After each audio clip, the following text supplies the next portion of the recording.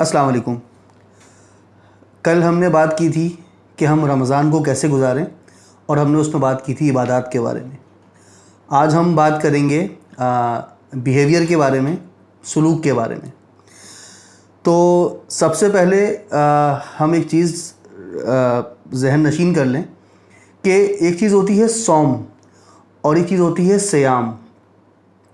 جو کل میں نے جو آیت پڑھی تھی نا قرآن پاک کی، یا ایھا الذین آمنوا کتب علیکم الصیام، تو قرآن پاک میں صیام کا ورڈ ہے، صوم کا ورڈ نہیں ہے۔ اب صوم کے میننگ کیا ہوتے ہیں؟ صوم کے میننگ ہوتے ہیں بھوکا پیاسا رہنا یا کھانا پینا بند، اور صیام کا مطلب ہوتا ہے کہ سر سے لے کر پیر تک کمپلیٹ روزہ، ہر چیز کا روزہ۔ تو قرآن پاک میں صیام کا ورڈ ہے۔ کل میں نے ذکر کیا تھا کہ روزہ ہماری آنکھ کا بھی ہو، ہمارے ہاتھ کا بھی ہو، ہمارے پاؤں کا بھی ہو، ہمارے کان کا بھی ہو، ہمارے نفس کا بھی ہو، پھر تو روزہ ہے۔ اور اگر ان چیزوں کا روزہ نہیں ہے تو پھر ہم صیام نہیں کر رہے، ہم صوم کر رہے ہیں۔ تھوڑا سا ہمیں اپنے غصے کو قابو میں رکھنا پڑے گا۔ اسپیشلی رمضان کے مہینے میں کیا ہوتا ہے، شیطان کا تو کام بہکانا ہے، وہ ہمیں بہکاتا رہے گا ازل سے لے کر ابد تک۔ اس کا تو کام ہے، اس کی تو مین SOP ہے کہ ہمیں ورغلا کے رکھنا، ہمیں بہکا کے رکھنا، ہمیں ہر اچھی چیز سے روکنا اور ہمیں ہر برائی کی طرف راغب کرنا۔ یہ تو اس کا مین کام ہے۔ اب ہوتا کیا ہے؟ ہوتا یہ ہے کہ رمضان میں تھوڑا سا غصہ زیادہ آ رہا ہوتا ہے۔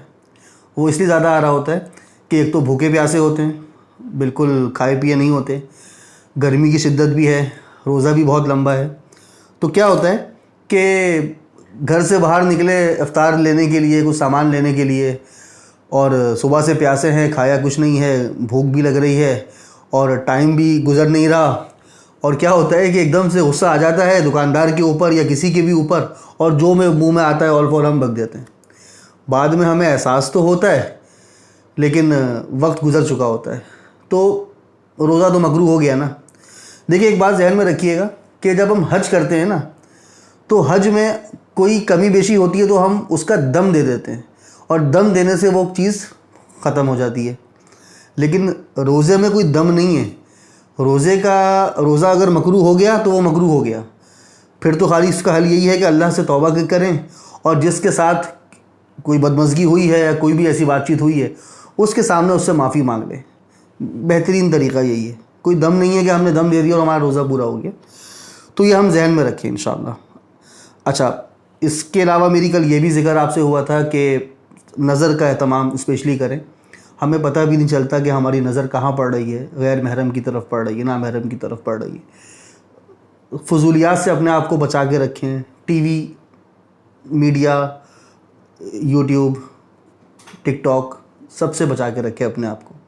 اور ٹک ٹاک کے بارے میں تو مجھے اسپیشلی آپ لوگوں سے بات کرنی تھی کہ یہ جو ٹک ٹاک جو آج کل چل رہا ہے جگہ جگہ ہر ایک کے موبائل میں، دیکھیں یہ ہے کیا، ایک کے بعد ایک ویڈیو ہم دیکھ رہے ہوتے ہیں، اور ہمیں پتہ بھی نہیں چلتا کہ ہمارا ٹائم تو نکل جاتا ہے لیکن ہمیں پتہ بھی نہیں چلتا کہ ہم نے اس میں کیا کچھ دیکھ لیا ہے۔ تو اللہ تعالیٰ سے دعا ہے کہ اللہ تعالیٰ ہمیں ان چیزوں سے محفوظ رکھے رمضان میں اسپیشلی۔ اس کے ساتھ ساتھ جو گناہ ہیں، جو گناہ کے کام ہیں جن کے لیے ہمیشہ سے منع کیا گیا ہے، رمضان میں اسپیشلی اس کا اہتمام کر لیں کہ ہم ان چیزوں سے بچیں، جیسا کہ غیبت، بہتان، گالم گلوچ ہو گیا یا چغل خوری ہو گیا۔ ان چیزوں سے ہم اپنے آپ کو تھوڑا سا محفوظ کر لیں، بچا لیں اپنے آپ کو انشاءاللہ۔ 30 دنوں کی بات ہے، اللہ تعالیٰ جس طرح سے 11 مہینے گزارتا ہے اس طرح سے یہ مہینہ بھی انشاءاللہ ہمارا گزارے گا، بلکہ بہت اچھا گزارے گا۔ ان لوگ کہتے ہیں کہ نیت صاف اور منزل آسان، تو انما الاعمال بالنیات، اعمال کا دار و مدار نیت پر ہے۔ ہماری نیت یہ ہونی چاہیے کہ ہم نے یہ رمضان بہت ہی زبردست اللہ کو راضی کرنا ہے اس رمضان میں انشاءاللہ۔ تو بس چھوٹی سی یہ بات تھی۔ کل آپ سے بات کروں گا انشاءاللہ رمضان کی ڈائٹ کے حوالے سے، اور پھر ہم انشاءاللہ ہم آگے بڑھتے جائیں گے۔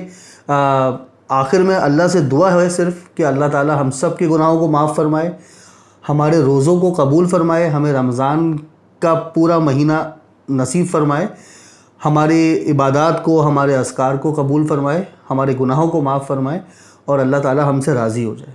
جزاک اللہ۔ السلام علیکم۔